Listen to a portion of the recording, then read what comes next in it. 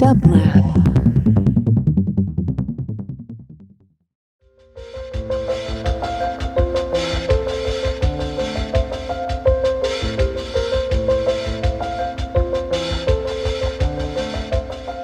Welcome to the Quarantine Tapes, a daily podcast from Onassis, LA and dublab. Hosted by Paul Holdengräber, this series chronicles shifting paradigms in the era of social distancing.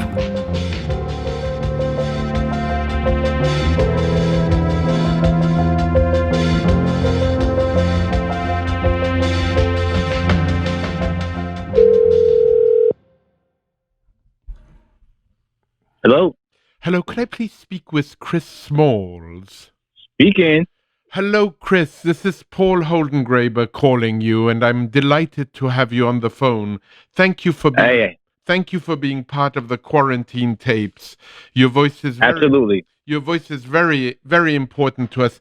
Chris, if you could, for our listeners, describe a little bit who you are and what your present predicament is. Sure. Well, my name is Chris Smalls. I am a 31-year-old father of three. I have twins, one boy, one girl, one older son as well. He's 10 years old. I'm a former Amazon supervisor, aka process assistant.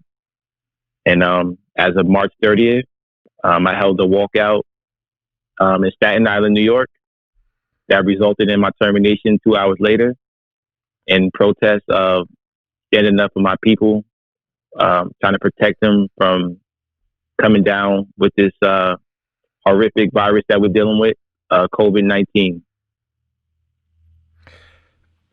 You've been working for Amazon for quite some time. Yes, sir. For 5 years, I take it. Yes, since 2015. Could you describe your work over the years, how it began and how it evolved? Sure. I started from the bottom. I came in as a level one picker, making $12 an hour in 2015. I worked hard for about 7 months, and then I got promoted up. Tell me what the work consisted of. You used the word picker. I'd love to know, because in many ways, Chris, one of the things we don't know, we know that packages are delivered and that there's an obsession for speed, and that we're all amazed by how well Amazon in a way works, but we don't know the inner workings of the company. Sure. So I'd love you in a way, Chris, what I'd love is bring me there. Oh, absolutely. So a picker is actually the department before it gets packed out. We are responsible for picking the customer's orders that they order online off the robots. These robots, there's thousands of them that bring the orders directly to my workstation. And at my workstation, on the computer screen, it shows us a picture of the customer order. We pick it off the customer. We pick it off the robot. We put it into a yellow tote, and the yellow tote gets conveyed onto a long conveyor that goes down to the pack department for the packer to take it out of the yellow tote and pack it into the box that's being shipped out to the customers. So a picker's responsibility is to work by the second, by the hour, in the production rate. To meet expectations, you have to pick a certain amount by the hour. And the way you do that is you got to make sure your speed is calculated by the number you can pick in seconds. So that's what pickers do. We pick out the items, the packers pack out the items. So it goes from picker to packer. Yes, sir. You got it. Okay. And so so you did that for 7 months, and then you were promoted to be a packer? I was promoted to the position I am now. I was a process assistant then, and I'm a process assistant now. Right. When I and what was that job until 10 days ago? It's basically it's the same thing as it's basically assistant manager. Like my job was to supervise and oversee the operation in the pick department only. and my manager was my direct manager, but he was overseeing the whole entire operation. My job was more hands-on with the employees, engaging with them, making sure that they're, able to perform the job. And my job entitled training, coaching, auditing, and those things of nature, making sure everybody was safe as well. And would you say that there's been a change in the last 5 years that you've worked at Amazon? Would you say there was a change that occurred over those years, or has there been a certain kind of consistency? Oh, absolutely, it's changed. The process got a lot better, a lot more efficient. Over the years, they developed different type of equipment to make the process faster. That's what makes Amazon Amazon. They're the leading retailer because their technology is just so much better than all the competitors. So over the years, yeah, things were definitely implemented that wasn't there when I first got hired. And I've seen the change in the company, and you had to adapt to it. Either you adapt to it or you don't make it. But there was some adaptation that you didn't want to. You didn't want to adapt to everything that was happening in the company as of recently, and Absolutely. I'd like you to take us through what happened from your point of view, because Sure. your life has really changed in the last couple of weeks. It sure did. It sure did. You hit it right on the nail. Yeah, one thing I don't condone in is the mistreatment of people, of human beings. And these people I work with 40, 50 hours a week for years. This is my extended family. Right. So right. I didn't agree with the way we were being treated. I didn't agree how we wasn't protected. I didn't agree with the company not allowing us to be transparent with the employees about people that tested positive. And I didn't agree with the policy. So starting in the beginning of March, that's when I started to take my stance. And I started contacting the health department, the CDC, the State Department, filing complaints to get the building quarantined because I wanted to be proactive instead of reactive. Right. As you know, our company, our country as a whole, we're playing catch up to the virus right now. Right. The virus is winning.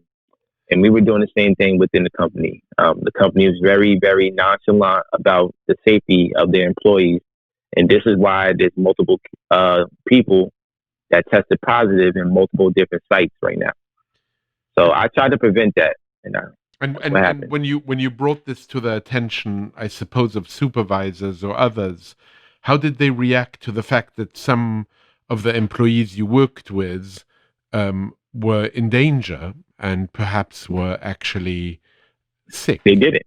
They didn't react at all. And that's the problem. That's the issue. They didn't react. So that was concerning for me. It was like, because there wasn't no confirmed cases in the beginning of March, and they were so-called in compliance of the CDC guidelines, it felt like there was no need to panic.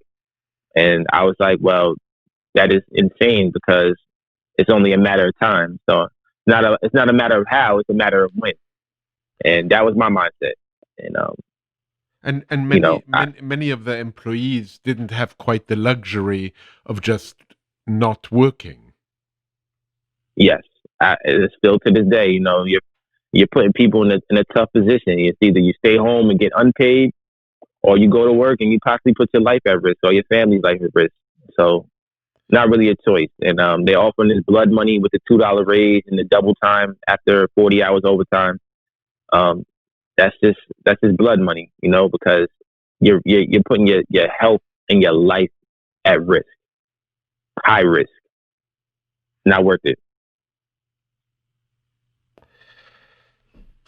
Goodness.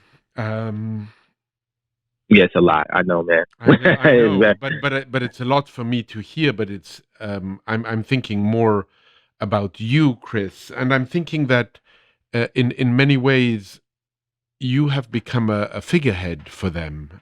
You now, I imagine Jeff Bezos actually knows your name. Oh yeah, I think they all do after that leaked memo, right? So tell us about the leaked memo. Well, I don't want to get into details, but not. I can. Of course not. I can tell you that we all know who these people are now. We all know who we dealing with. Um, that was meant to be exposed to the public because now we know that they don't care about the employees. They don't care about the employees. They don't care about people as a whole. Their focus is on me. It would never be Amazon versus Chris Smalls. It's going to be Amazon versus the people. So they can try all they want. I'm not going to stoop down to that level. I read what Alexandria Ocasio-Cortez wrote in response to the leak, and I also read the response of Amazon, where they clearly say in a statement to Newsweek, Amazon wants to make this about me, you said to Newsweek, but whether Jeff Bezos likes it or not, this is not about Amazon's. This is about Amazon's workers and their families everywhere. There are thousands of scared workers waiting for a real plan from Amazon so that its facilities do not become epicenters of the crisis. More and more positive cases are turning up every day.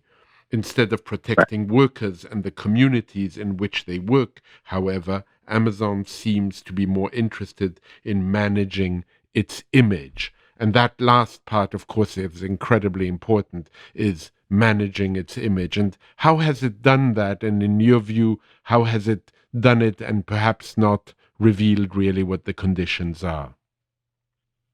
Well, yeah, you've seen it. All of a sudden they're doing all these new promo videos showing how they're taking temperatures and, they sending out masks to all these buildings now. It's because of me, it wasn't happening before. And because, I'm the whistleblower of what wasn't happening, they decided to take action now, but it's all too late. This virus has been around in these buildings for almost 2 months. Everything they're doing right now is Band-Aid work. Everything they're doing right now is catch up, is reactive. Jeff Bezos donating $100 million to the food pantry. That doesn't mean anything. Take care of the employees that are unpaid right now. Pay the employees that have been unpaid for the entire month of March. To use that money towards that. Or how about use $100 million towards the medical field? That's who really need it. So everything they're doing is, fabricated and it's just, sugar coated to make everything look good. It's not like that. That's not the reality of the situation. And it's really shameful what they're doing, people out here. And that's why I'm fighting until I can't fight no more. Is social distancing actually possible within the plans? No, it's not. You have to eat lunch together. You have to use the same microwaves. You have to work together. You have to team up in certain processes. So, you can do it in certain parts of the building, but what about going in and out the door? What about, going in and out the restroom? What about sharing equipment? There's not enough equipment to supply for every single picker. Sometimes you got to share. Sometimes you got to pass it off to another person. So no, you can't. Not in operation. It doesn't work like that. And then there's not enough cleaning supplies. There's a shortage with cleaning supplies. And then you got to think about this. The third-party companies that they use to clean the buildings, they scared themselves. You think they want to come to work and get sick when they got multiple cases in these buildings? They don't even show up for work. So if they don't show up for work, who you got cleaning the building? So, no. The answer is no. While you were working, which really ended only less than 2 weeks ago, what had people started to order different things from Amazon? No. No. Amazon is not as essential as people think it is. They were still ordering sex toys. They were still ordering cosmetics. Really? More sex toys than before? Yeah, people are home now, home and lonely. No, Chris, I've actually been wondering, what will happen in 9 months' time from now, and furthermore, how many people will stay married or not? Hey, I don't know, man. I know I'm divorced, so that's all I know. I don't know, but yeah, people are still ordering cosmetics, sex toys, video games, whatever you name it. I've seen it all. Echo Dots. They made sure they kept their Amazon-owned products up there. So, yeah, the rich get rich and the poor get poor, right? And I do realize also that for Amazon, this virus has not been detrimental to their well-being financially at all. It's in some ways it's helped them in a strange way.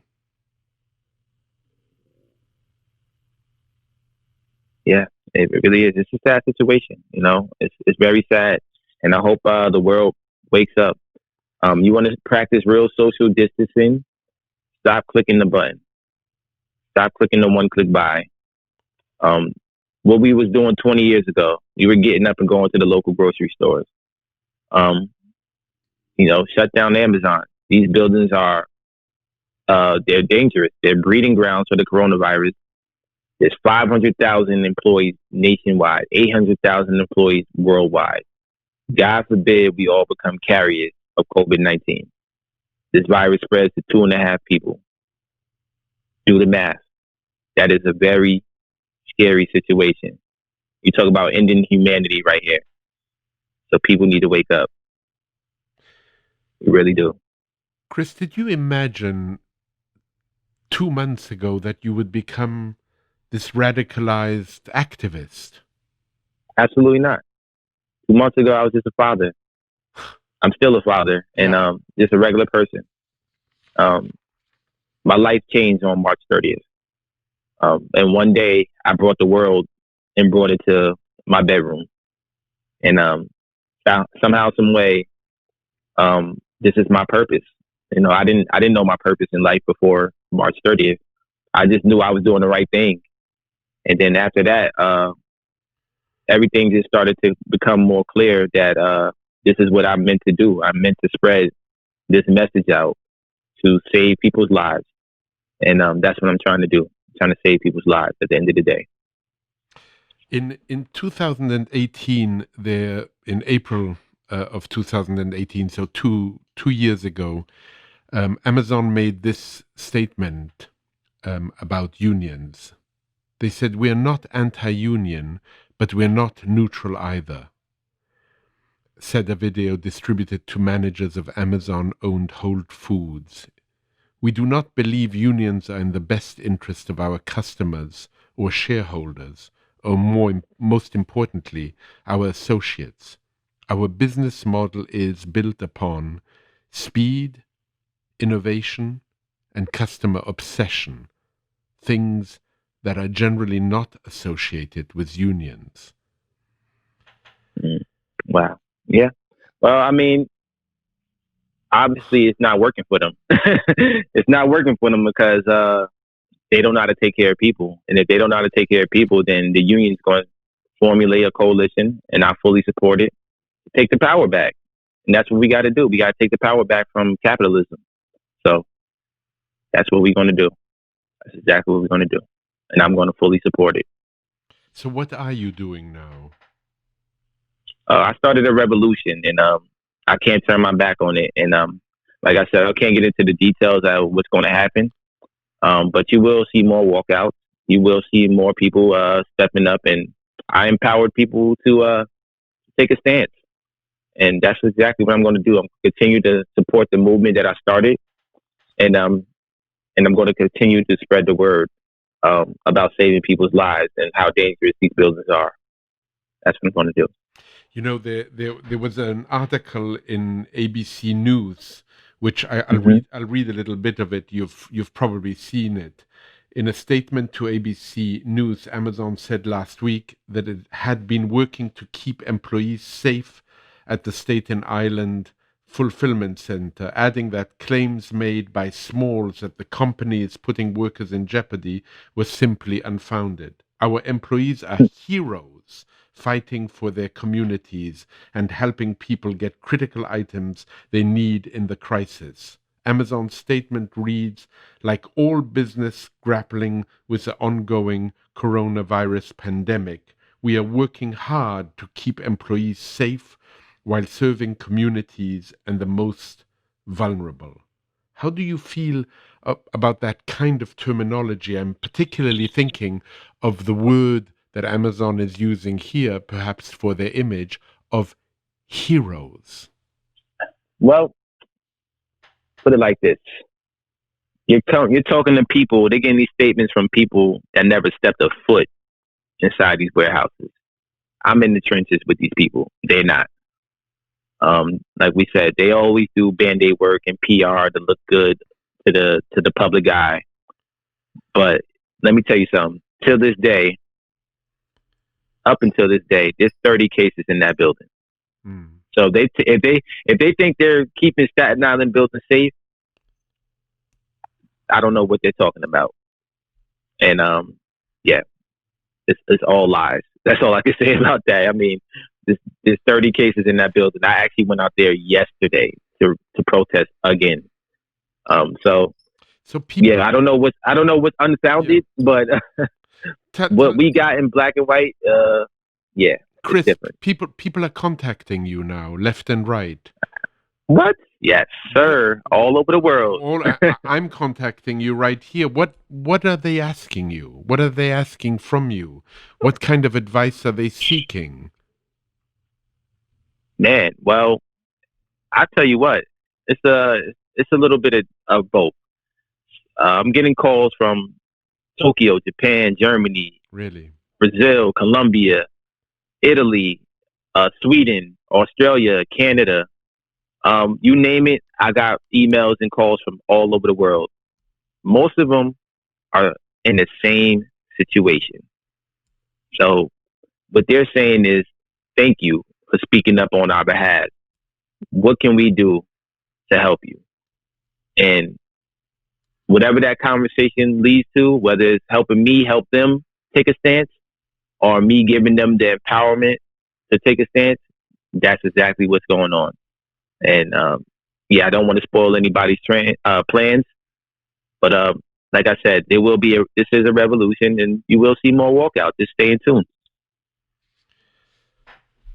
In closing, Chris, I want to read to you a statement, a quotation by an American writer, James Baldwin, who in 1976 wrote this. Sure.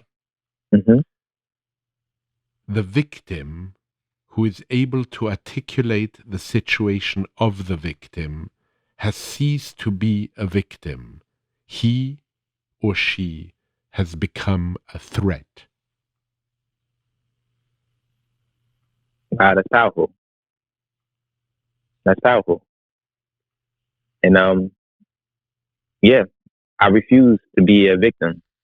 And obviously I'm a threat to the richest man in the world. So I'm speaking truth to power, and this is why the focus is on me. But like I stated before, it would never be Amazon versus Chris Smalls. It's going to be Amazon versus the people. Chris, I can't thank you enough for taking the time to talk to us today. Thank you, Paul, for having me. It's really been a pleasure to speak to you. Your quarantine is of a very different nature than many quarantines. In a way, it's anything but a quarantine. Oh yeah, I'm out there, and it's only the beginning. So thank you for giving me the opportunity to speak and giving these people a voice, because you're helping them out as well. Absolutely. Thank you for taking the time, and stay safe as much Anytime. as you can. You too, sir. You too. Stay safe. Be well. All the best to you. Bye-bye. Thank you. Take care.